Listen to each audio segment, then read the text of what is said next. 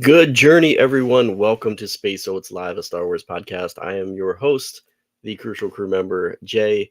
Um, welcome. I think we have at least one person here, so say hello if you can. We're going to talk a lot about Star Wars tonight. There's always just like so much coming out right now. I love this like leading up to May the 4th. It's just insane amount of Star Wars usually every year, which is great. We got a lot going on like right now with the Bad Batch and upcoming with the Acolyte. We're obviously going to talk about some of that. Not going to go into detail. It's Alex, Starkill 20. Oh my gosh, that's awesome. Good journey. Welcome. So we're going to talk about last week's episode of Bad Batch, so I don't want to spoil this week's. I mean, I might spoil it a little bit at the end, but we'll talk a little bit about last week's Bad Batch, Bad Company. So we'll go into detail with that one. We'll also talk about just gotta still talk about the Acolyte. I mean, the Acolyte, still on everybody's minds, I'm sure with last week. It was just like overkill of everything Star Wars last week, which was amazing. A lot of announcements with Star Wars Celebration. Some yeah, a lot more electric lately, definitely. The March, Imperial March, the March to the May the 4th. All of the releases with that. That's just continuing on. There was some releases this week, just yesterday. So we'll go in and dive into that as well. So much more. And then also, I'm going to give you a crucial character pick from Rogue One this week, who I feel is probably the most important character of the movie, but maybe not in a way that you might think. So stay tuned for that as well, because we'll do that at the end. Yeah, let's start things off with you know how I do it every day. Well, pretty much every day, Thursdays through Mondays usually. My little not this long ago in this galaxy segment on Instagram. I either post or go live talking about something in Star Wars history. And as you can see up there, I have currently the Billy D. Williams star from the Hollywood Walk of Fame, because this day in Star Wars, not long ago in this galaxy, March 27th, 1985, yes, Billy D. Williams got his star on the Hollywood Walk of Fame. So much deserved. I mean, he was a great actor even before Star Wars. Got a lot of attention, which George Lucas was looking for a specific actor to play the part of Lando, and I think he picked the right person. And I have to say, I really appreciated Donald Glover's younger version of Lando. I hope to see more of that. Him and his brother are writing a treatment for Lando series, and I really do hope that it's something that the fans would like, and that Lucasfilm sees that, and we can possibly get that series to continue, and maybe even possibly get a little bit of closure to what happened in Solo. So that would be great. But yeah, so I wanted to wear my Empire Strikes Back Roosevelt's bedsheet shirt, but I can't find it. I haven't worn that shirt since I bought it at MegaCon, and I don't know where I put it, which is making me really upset. But so I had to like really last minute throw this shirt on from Disney Parks.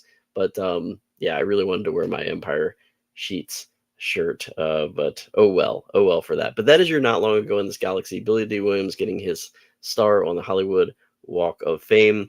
If you did not know that, that is what happened today in Star Wars history. So let's move along to. We just keep talking about it. I mean, it's it's still on everybody's minds. I keep talking to a lot of people at at work, and just friends online, and everybody just like really loving the trailer for the Acolyte. I talked a lot about the trailer last week. I broke it down as far as what I kind of think the series is going to be, and what it's going to be based on, which possibly could be a lot different than what most people think, because I'm going way outside the box, because that is what is being kind of said of from the producers and the writers of the series, that it's not probably not what everybody thinks it is. So I'm kind of going outside the box on a lot of my predictions. If you want to see kind of my thoughts on that, watch last week's episode of Space Oats part Star Wars podcast, and you'll kind of see my thoughts as I kind of broke down the trailer a little bit in that, and a lot of the characters that were in the trailer in that episode.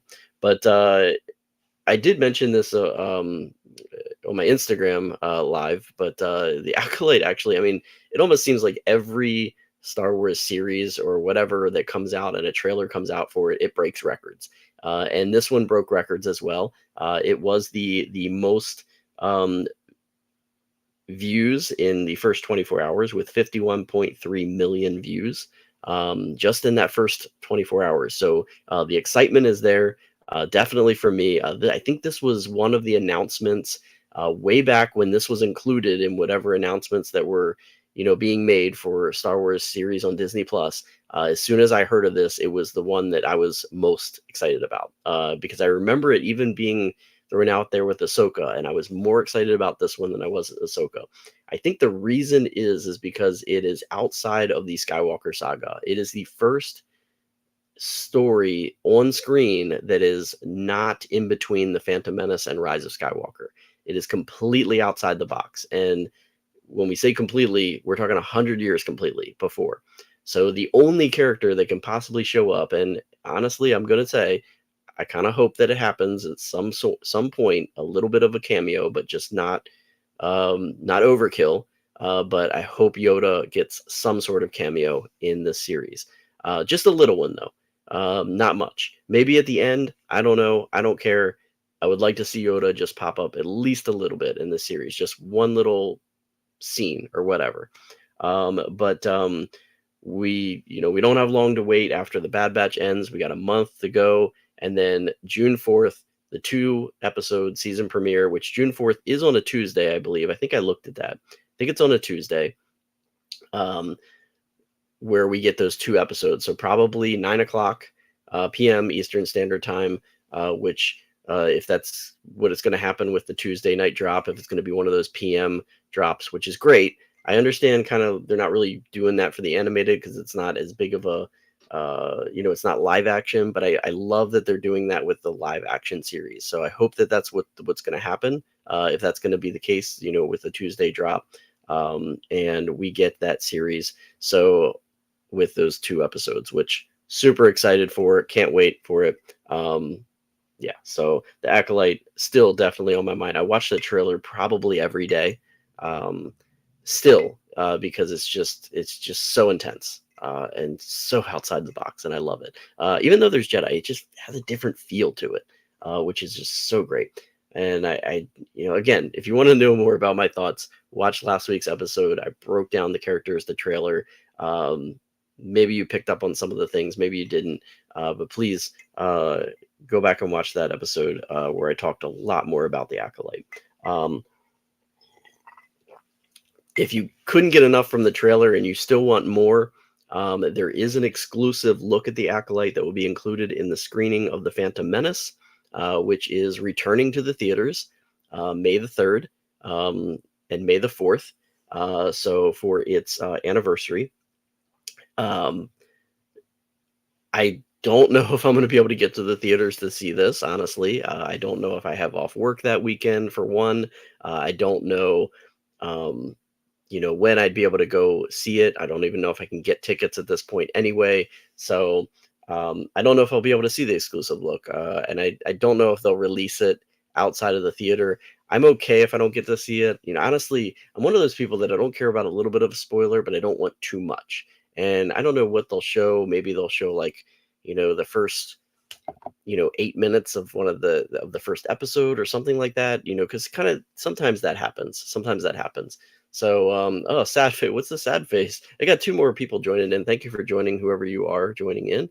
Say hello, please, in the comments. I'd like to see who's joining in. It's been a while because I changed things up, and I apologize for changing things up from Tuesday to Wednesdays.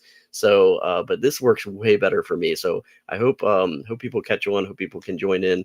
But yeah, so if you're going to go see Phantom Menace, oh, Ben. Ben's back. Love it. If you're going to go see the Phantom Menace on May the 3rd, May the 4th, awesome. Hope you guys have a great time. My goal is really just to get the Black Spire Outpost on May the 4th, because that's the thing, right?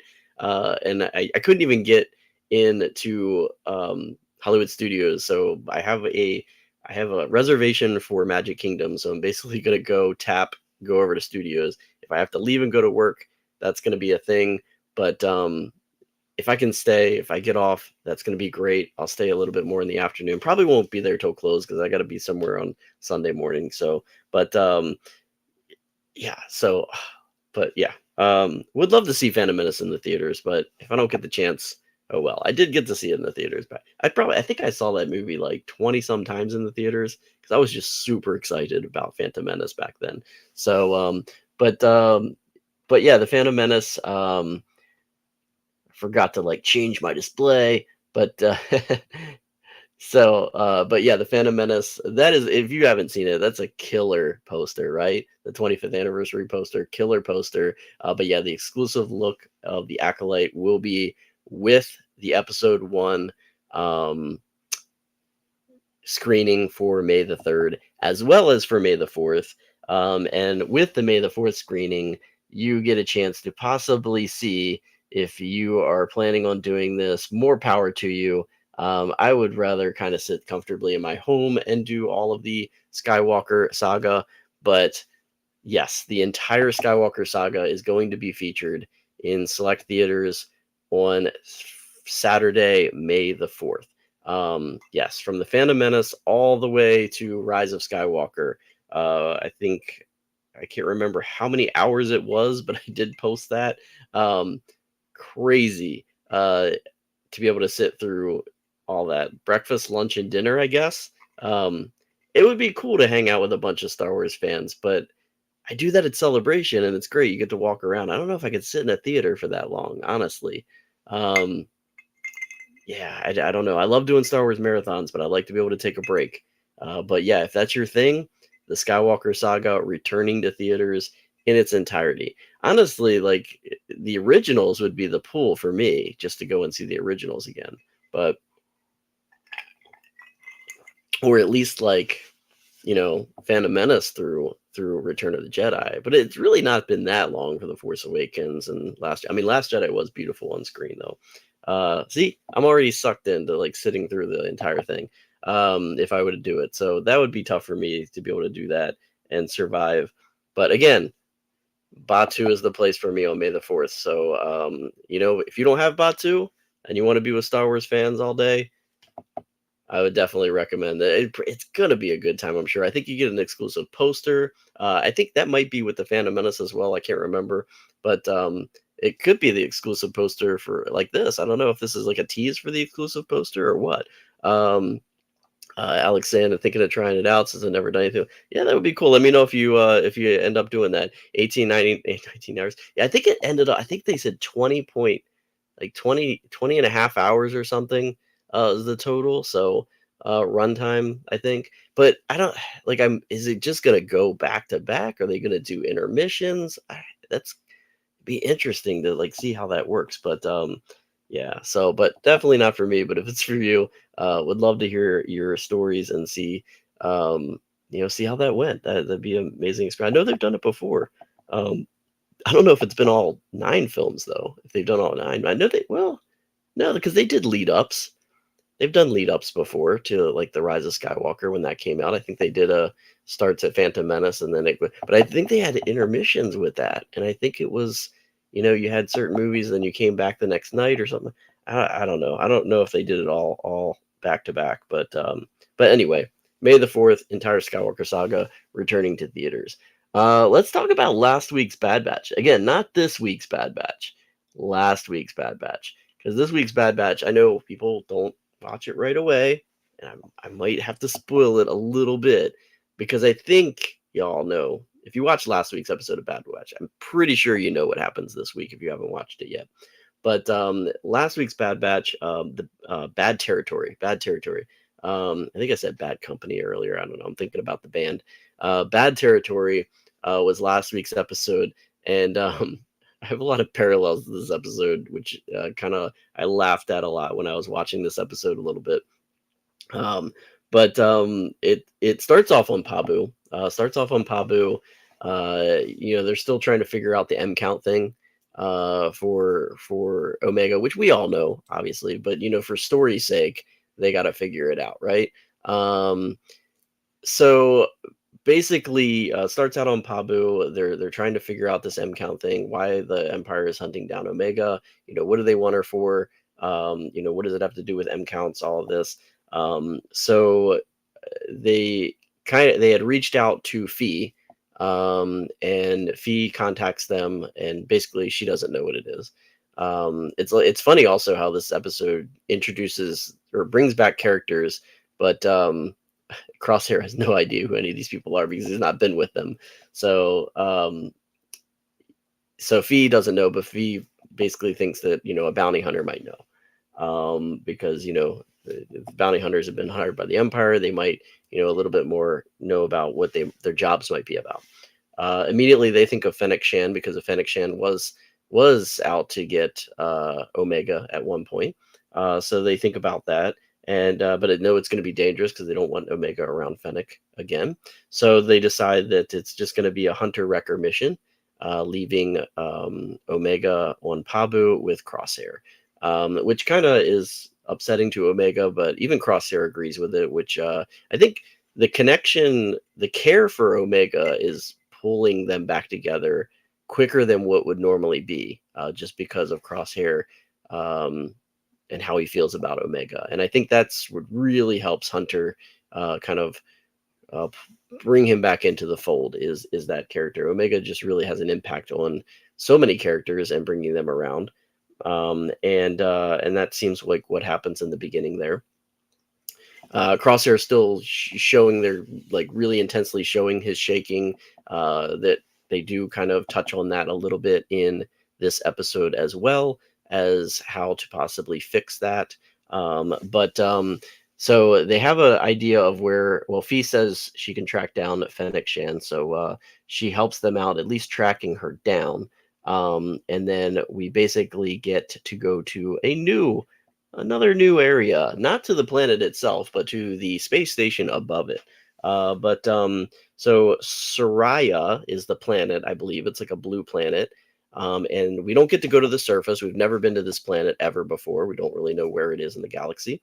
But there's a space station orbiting the planet Soraya, is where we basically go to in this first hunt for finding Fennec Shan. And it's a cool new cantina. We love our cantinas in Star Wars. Love the different feels of these cantinas. A lot of droids in this cantina, especially the bartender, the barkeep, which is a pit droid with a cool, funny little hat, which I loved. Really great to be able to see that. Fennec is there doing business, and Hunter and Wrecker are not quiet about just interrupting. And she kind of takes that and uh, and agrees to help them out for a price, obviously, which they knew was going to happen.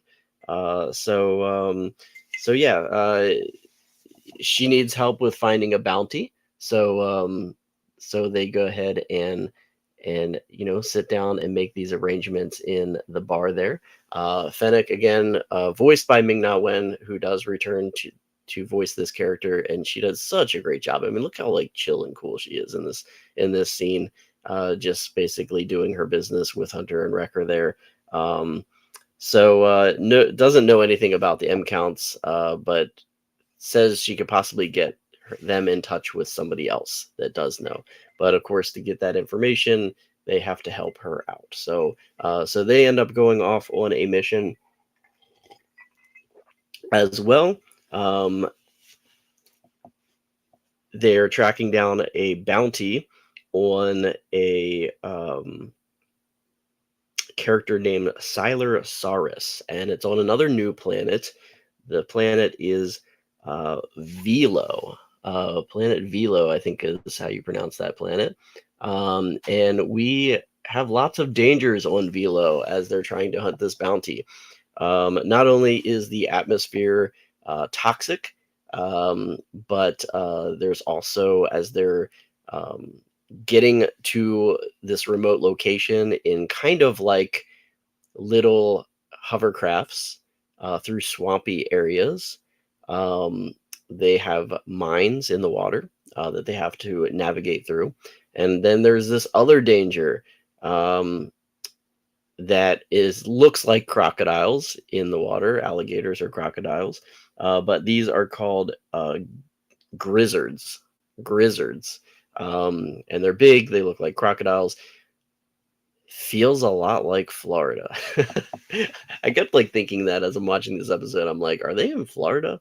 Um, just not that it's like the air is bad quality down here, but I'm thinking the Florida summers in the with just the heat and just hard to breathe, and then alligators in the water, and the swampiness. It felt like they went to Florida in this episode. I wonder if anybody in the art department or kind of had thought about that when they did this episode. Um, so yeah, they meet these grizzards, more monsters in this episode. There's monsters every week in the Bad Batch. It seems like uh, the monsters of Bad Batch. It's kind of funny, but yeah, and then they end up getting their bounty in the end with a nice little battle with them working together with Fennec Shan in making that happen. We do go back to Pabu in this episode for a little bit, with Omega kind of helping Crosshair deal with his uh, his time um, on Teth,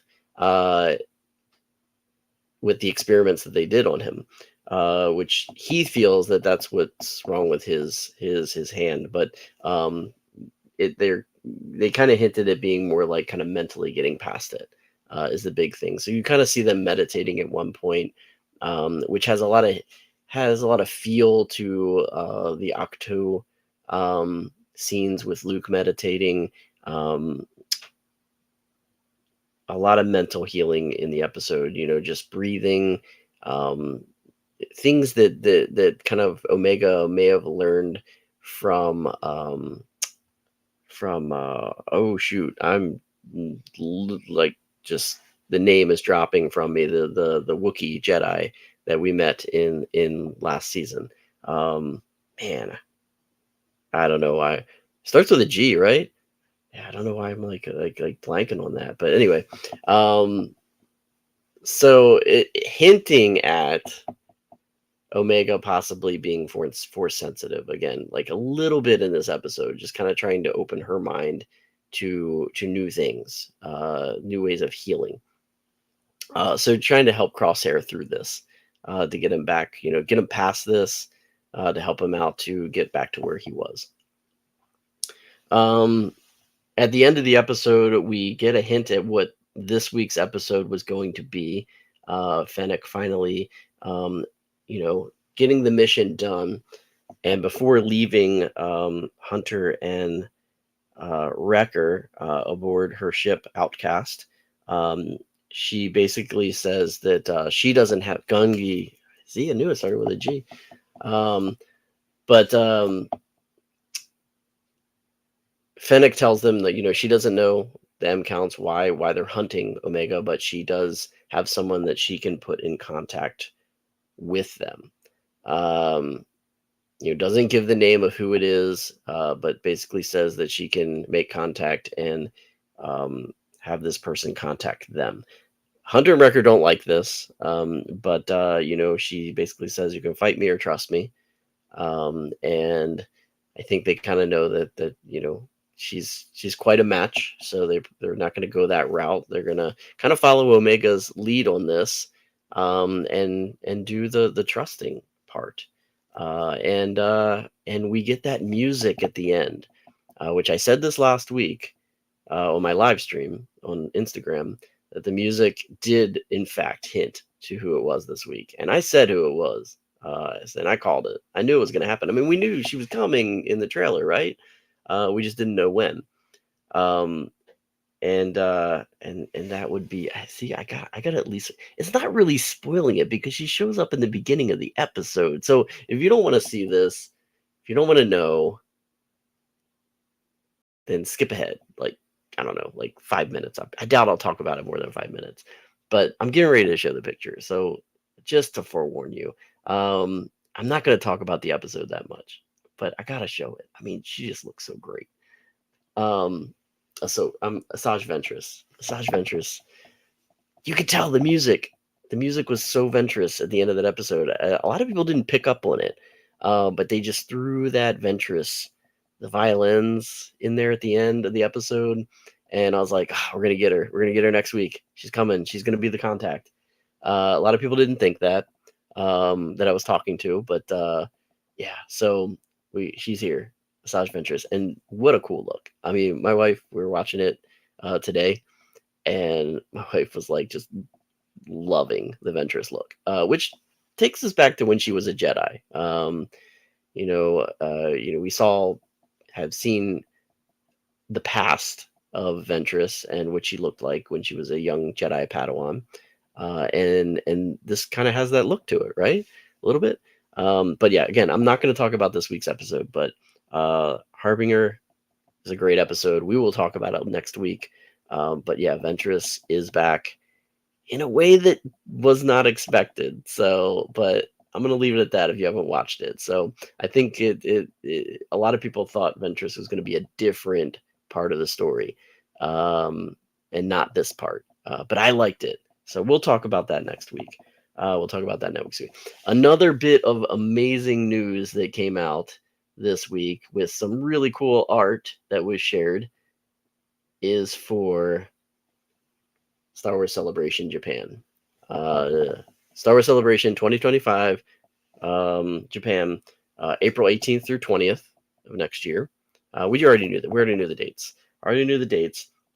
But they did reveal this beautiful key art, which, I mean, Japanese culture is so much involved in Star Wars, right? And a lot of it in the dark side. And I love how this poster feels so much like Visions, as well as the dark side. And I love how it's like getting released during Imperial March. With that Vader look, so many other, we got the TIE fighters, got the AT-ATs, all sorts of amazing stuff in there, as well as some X-wings. So we got some light side in there. But I love the rising sun look, the white with the red, the Japanese flag pretty much with the rising sun, and then Mount Fuji right there in the middle, which looks really beautiful. Can't wait to get some of this key art because this art is amazing. And then Vader, the way that like the lines off of Vader kind of creating like cherry blossoms, and you see the cherry blossoms as well. I just thought it was a very beautiful piece of art. I liked last year's as well, but this is just beautiful. This is probably one of my most favorite Star Wars art for celebrations that I've seen in a long time, maybe ever, honestly. But beautiful, beautiful piece. So Celebration in Japan, they did also announce that the tickets go on sale Thursday, May the 2nd here in the States. So Thursday, May the 2nd, at 4 p.m. Pacific Standard Time. I don't know Japanese. And 7 p.m. Eastern Standard Time. So 7 p.m. for me to try to get tickets on May the 2nd. So it's going to be tough because I'm probably working that day. So I have to like sneak away somewhere and get tickets. I also have my wife at home. So I think we're going to try to both, jump on and get tickets as quickly as we can. And then on Thursday for us is actually Friday for those in Japan. So I don't think anybody in Japan is watching this, but for those in Japan, it's actually going to be May the 3rd at 8 a.m. that they go on sale. But for us, it's going to be, we're a day behind. So it's May the 2nd for us. 4 p.m. Pacific Standard Time, 7 p.m. Eastern Standard Time on May the 2nd. So Thursday, May the 2nd, on your calendars, or at least on my calendars, if you're on the East Coast.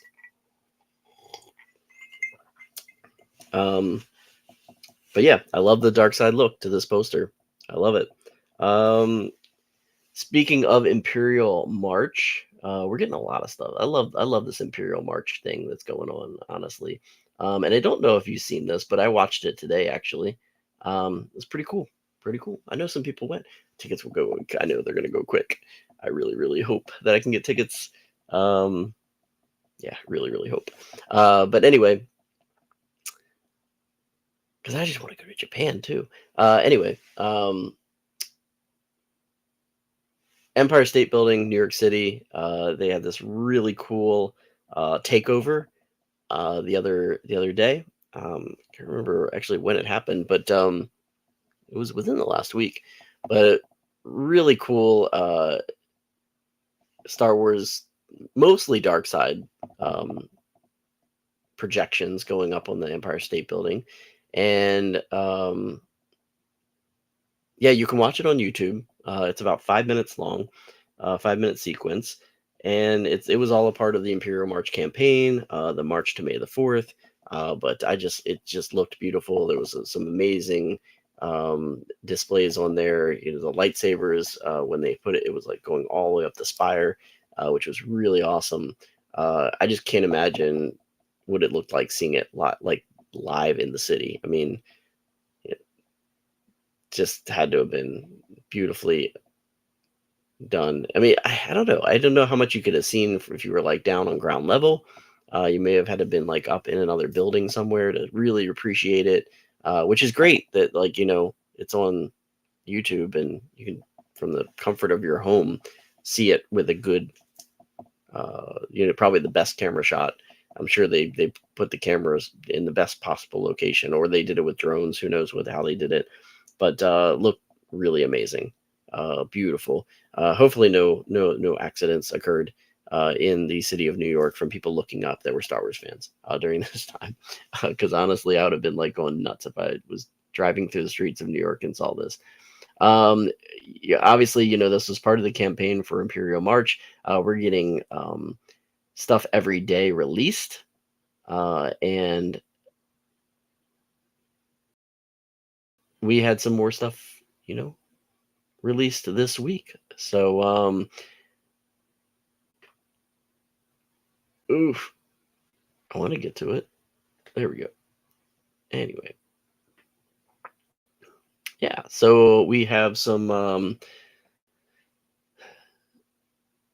new Black Series reveals, clone trooper, phase 2 clone trooper, and a battle droid. This is a dual pack, I believe. Yes, it is a dual pack. So these will actually be available for pre-order March 27th, as it says there online, at 1 p.m. And they're exclusive to Hasbro Pulse. And they'll also be available at disneystore.com at a later date. So yeah, those 6-inch figures are available for all of your episode 1 anniversary plus Clone Wars love. I love this. This looks amazing. If I had a reason to buy another jacket, that's the only problem is living in Florida, you don't need a lot of jackets, right? But the Grand Admiral Thrawn jacket, it says it in Arbesh on there, which is great. It's got the Chimera logo on there on the back. Um, it looks awesome. Looks so cool. But Bomber Jacket by Heroes and Villains. I'm guessing that this is available now. It doesn't say when it's available, but I'm guessing it's available now. Early holiday shopping. Darth Vader Stormtrooper Holiday Animatronics by Home Depot. um, it says Halloween and winter, but I'm guessing maybe they're not showing everything. Guessing they're not showing everything, but yeah. So decorations that you can purchase. I don't know if they're available now or not already as well, but and then another reveal of some Death Star pop sockets to go on your phone. I'm not big on pop sockets. I don't know if anybody else is, but I'm not big. But I have to say this is the coolest one I've ever seen Star Wars. I don't know if it's just because it's round, but yeah. So I don't know. I'm not a big pop socket person, but they're available on May the 4th. So so yeah, that is a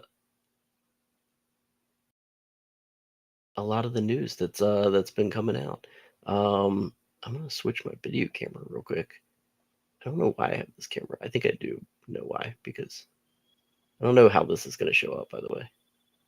Yeah, pretty close. All right. Anyway, um, yeah. So that's a lot of stuff that happened in Star Wars, right? This week, I actually got through that pretty quick. I'm only like 40 minutes in, but anyway, um, I did say I was going to have a crucial character pick, right? Crucial character pick. So, yeah. So Rogue One, Rogue One. Um, I did a crucial character pick before for Rogue One. Um, Trying to think of who I picked the first time around, but it was a minor character the last time I did one. This is actually more of a pick that I feel is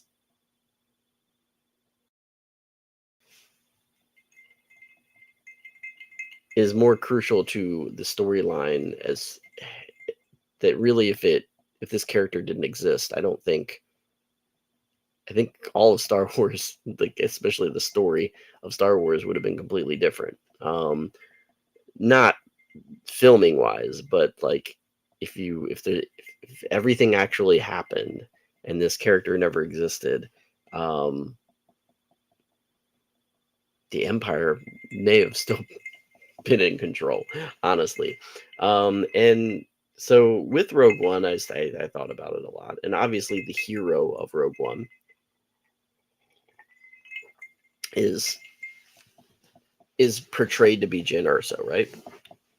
Now, I would say that she is the most crucial character of Rogue One, but kind of not in the way that you might think. I'm thinking more of Jyn Erso basically conceived as a child is the most crucial part of this series, because if it really weren't for her, and Galen's love for her, um, he would never have put it in his mind mission wise to go back to the Empire and think of this scheme of creating this flaw in the Death Star. So that would have never been done. Would the Death Star ever been finished? Eventually, I would think. I think eventually they would have gotten there. With all the scientists around, they would have figured it out eventually. But Galen's change of mind to to go back and do the unthinkable, lie to the Empire, pretend like he's going to help them finish everything, but create a flaw that no one was going to be able to see, and then leak that flaw at the most crucial point in time, hopefully before it started wreaking any havoc on the galaxy, which unfortunately was a little too late. They had Jeddah City, the Holy City, get destroyed. Alderaan ended up being destroyed. Um, so unfortunately, lots of loss of life. But because of him, there was a flaw, and he leaked that out. He got it out there. Um, it took a good team to be able to get it and acquire it, and a lot of help with that. And yes, there were very very many people involved in that became a crucial part of that story um, finishing. But it really all started with him. And I think the reason why it started with him was because of Jyn and his love for Jyn. I mean, he named the file was under Stardust, was the code name of the file, which was Jin's. That's what he used to call Jyn when she was a child. He always had this plan to keep her safe. And yes, Lyra, passing away probably had a lot of emotions in it as well. But I believe that for the most part, it was his love for Jyn that really put him on that path. Um,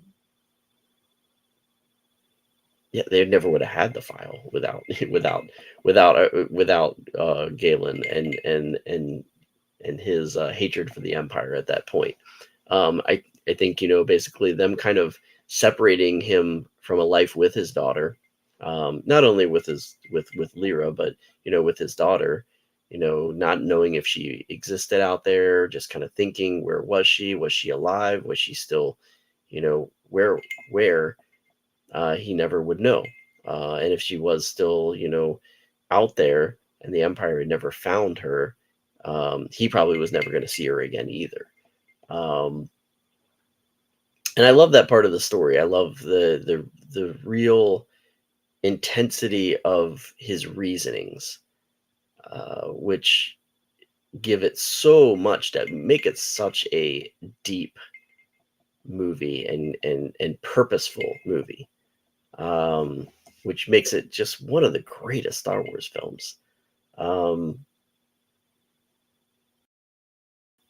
done so well.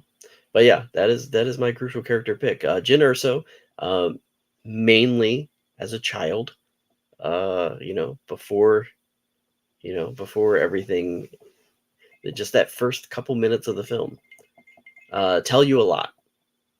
After you already know what's going to happen. Um, so yeah, that is my crucial character pick. Hope everyone is having a great week. I'm gonna go ahead. I know last week I kind of went over a little bit. This week I'm a little under, but I'm kind of good with that.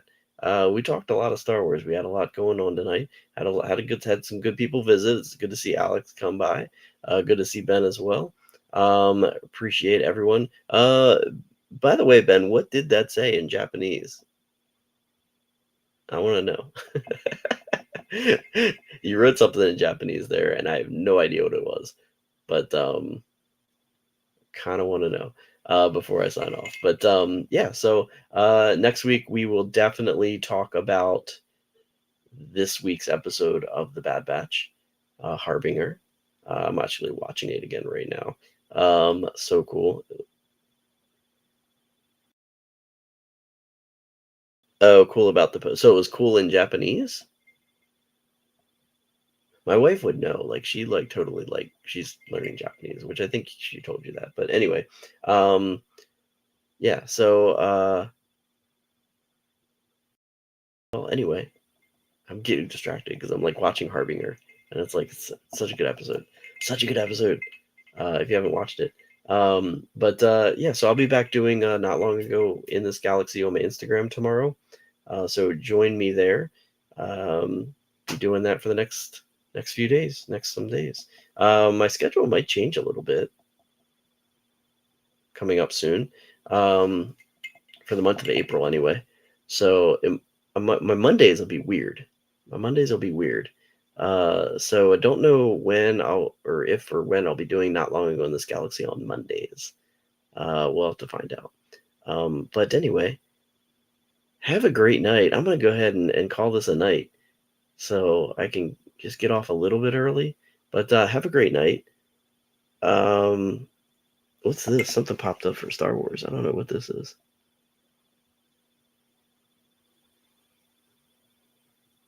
I don't know what that is. Mission now. Maybe it's a preview of the next episode. Maybe I don't know. It just popped up on my feed, my YouTube feed. Maybe a new look, a first look at next week's episode. Anyway, thank you for joining in. Please subscribe to Space Oats Live. Watch some. I got. What am I up to? Like, I don't even know. 20 some episodes, 30 some episodes. I don't know what I'm up to now. I'm getting there. I'm getting there. Please subscribe, like, hit those notifications. You can join me every Wednesday night now, every Wednesday night, 10 o'clock p.m. Eastern Standard Time. Also follow me on Instagram, the Crucial Crew Member, where I do not long ago in this galaxy. Phonetically, it is. Yeah, I see. I don't even know how to read Japanese. Anyway, I am sorry I brought it up because it's making me look like an idiot. Have a great night. Do something Star Wars, watch some Star Wars, listen to some Star Wars, play some Star Wars, read some Star Wars. But most importantly, may the stars light your way. Tabuite, have a good night.